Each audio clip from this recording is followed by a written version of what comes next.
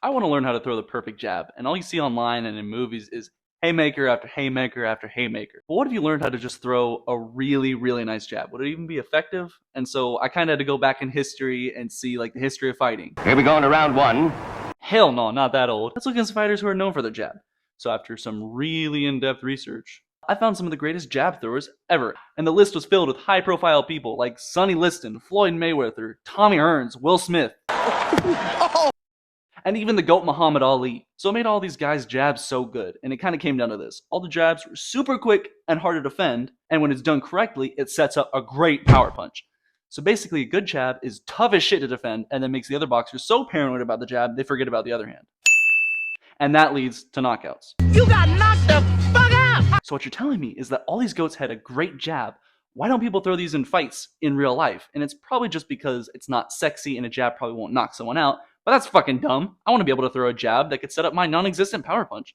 So here's how we're going to figure it out. So I'm learning boxing from this guy named Tony Jeffries. He was a Olympic bronze medalist in boxing, and here's a link to his videos. But anyways, he shows a lot of really in-depth, cool ways to get better at boxing, and this is how he says to throw a perfect jab.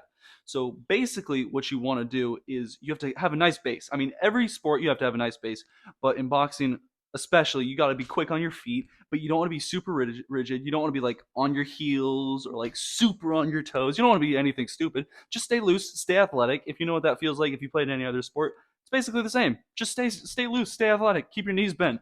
You don't have to go in a full squat and be like this the entire time, but I mean, stay loose. Now, this is probably the most important thing. You don't want to telegraph your punches, and that isn't like, oh, why I yada, and then you punch them. It's just even small things, because people twitch when they see even the slightest movements. So if you go like this and you're trying to jab, and right as you go, you like pull it back a little bit and then punch. I mean, they're gonna already flinch, and in that small amount of time that you pulled back, they'll have flinched out of the way. So when you're punching, you want to go like this and just go straight towards it. So that's really difficult to get, but if you can go like that, oh, they're done. Another super important thing he's talking about is to really think about speed over power. The knockout punch is your back punch. It's this overhand punch. It's not ever going to be the jab unless you're some crazy dude like Lennox Lewis. But your jab is just meant to annoy him. It's meant to like hit him, keep him disoriented, keep him pissed. Hopefully it'll piss him off and make him super upset that they just keep going bah, bah, bah, getting hit. So you really want to just focus on boom, boom, speed, boom, boom, speed. So something that helps you with speed, if you're a little bit more of a beginner like what I'm going to be trying to do, is keep your hand out a little bit. Don't pull it all the way back like this, because then you have to make the jab all the way out there, and that's a long ways. So if you can keep your hand out like this, still trying to protect yourself a little bit, but then you're already like halfway to the distance of them, and then you just bam, like that. That's huge. And then if you can also step into it, this is a huge Manny Pacquiao thing, where he's like on his feet like this, and then he's keeping his hand out, and then when he goes like this and steps forward, he goes like that. So you get a little bit more power, a little bit more speed. It's in like a rhythm, and it kind of throws the other person off. So you're like, bah, bah, bah, bam, like that. And then you're not telegraphing it, and you get the speed in there, and it makes it, you go super fast. There's a little bit of extra power in there, so it stuns them a little bit more. And then if you're really good, which I'm not, you can finish the jab and then finish with an overhand right. And then the two other things that he described a lot was about feinting a lot. So a lot of like this, just not actually punching, but just twitching. A lot of like making them tired of themselves. Their nervous system will just get overloaded each time they twitch like that. And so the more you just, they're just going to get messed up with it. So that's something that you want to do a lot of. This last one, I'm not going to really focus on too much because I don't think I'm even good enough or coordinated enough to actually get to that. But he said you want to hit them like on their forehead, because when you hit them, it like knocks their head back a little bit more. To be honest, if I hit them anywhere in the face, I'm going to be thrilled.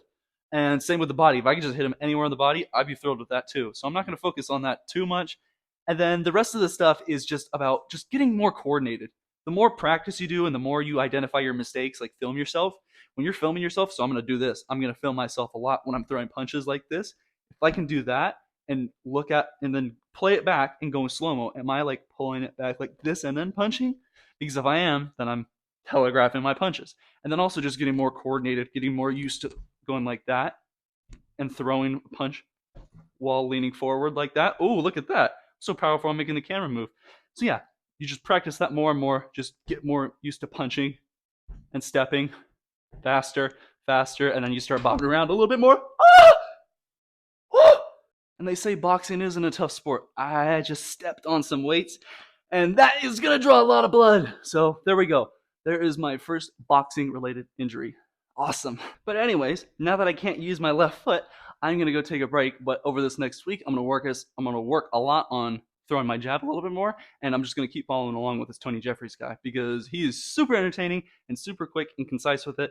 Hopefully, I'm being concise with it. But basically, throwing a jab, super important, and it's gonna lead to the stuff that's gonna be able to actually knock someone out. I don't have that power yet, but I figure this is a good base because once I get that, then I'll start working on the knockout power. Oh yeah. Ah!